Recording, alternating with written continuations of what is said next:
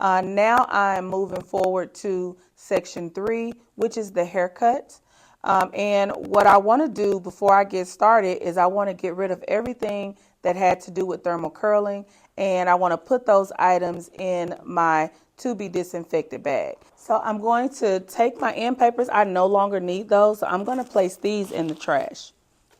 Then guess what I'm going to do? I'm going to sanitize my hands. As I said earlier, if you question whether or not you should sanitize, sanitize, just to be sure. Okay, so I have 35 minutes to complete this cut. So what I need to do is I need to wet her down. I can't complete a cut on dry hair. So I want to focus on wetting at the scalp to ensure that I do not have water falling all over the floor. So I wet at the scalp and I comb the water through the hair.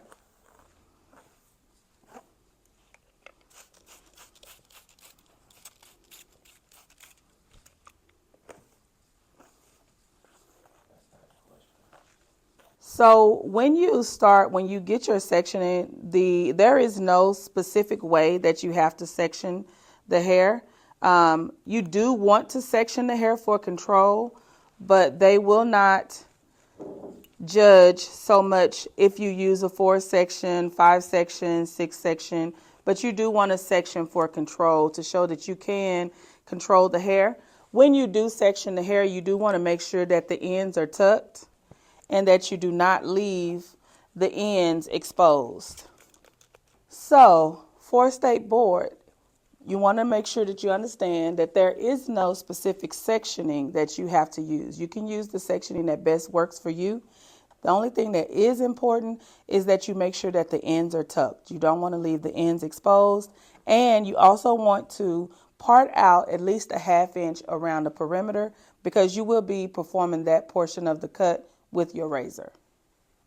So I have my mannequin sectioned and she's ready for me to perform my cut. I like to make sure that my cutting line is even with my eyes. I don't want to have to bend or put myself in any type of uncomfortable position in order to cut this hair. So I'm going to lay my comb down and I'm going to adjust my mannequin just a little bit to make sure that she is right where I need her to be in order for me to easily perform this cut and not make myself look awkward. If you make yourself look awkward, you'll do things like drop the comb, or your mannequin, your cut may be uneven, you're trying to see. So you just want to make sure, now that I put my comb down and I touched my mannequin stand, I need to re-sanitize my hands. So while you are performing the cut, there will be hair dropping to the floor. You want to make sure that you leave that hair on the floor until the proctor gives you instructions to pick that hair up. Okay? So as far as my perimeter, I am pulling it at a 0 degree, but I'm also following my guide because I want to make sure everything blends. So when they come and check my cut, I want to make sure that it's blended. Come back to the middle. You always want to start in the middle and work your way out. That's going to help you create a balanced haircut. And I'm just following my guide all the way around the hairline. Okay, so I created my blunt line, which is my guideline to begin my layers. Okay, so for me, I always like to work from the middle out. I'll work from the middle to the right. I'll go back to the middle and work to the left. And so what I like to do is I like to create a middle guideline. So I'll take one of these sections out. I'm going to flip my comb.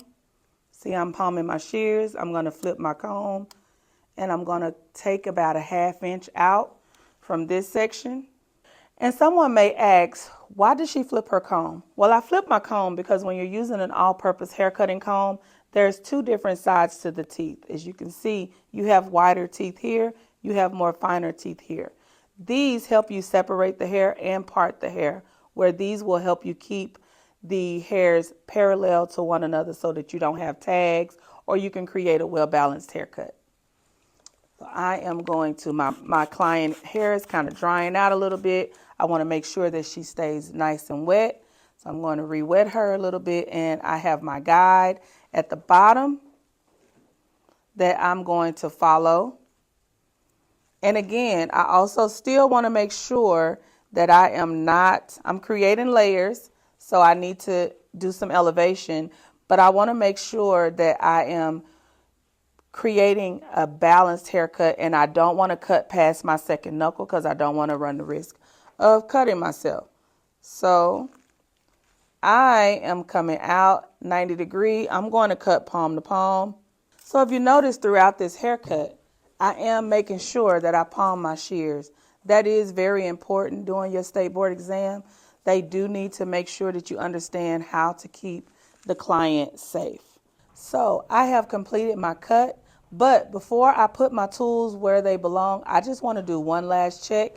I'm going to do this check with my shears in my hand just in case I run into any issues. I want to first check my perimeter and make sure that I didn't miss any spots and that I don't have any tags sitting out, because the proctors will come by and just run through real quick and check your cut.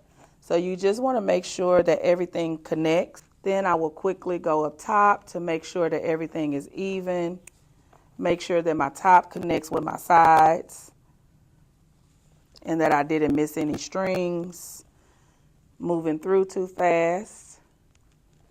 Everything looks pretty even.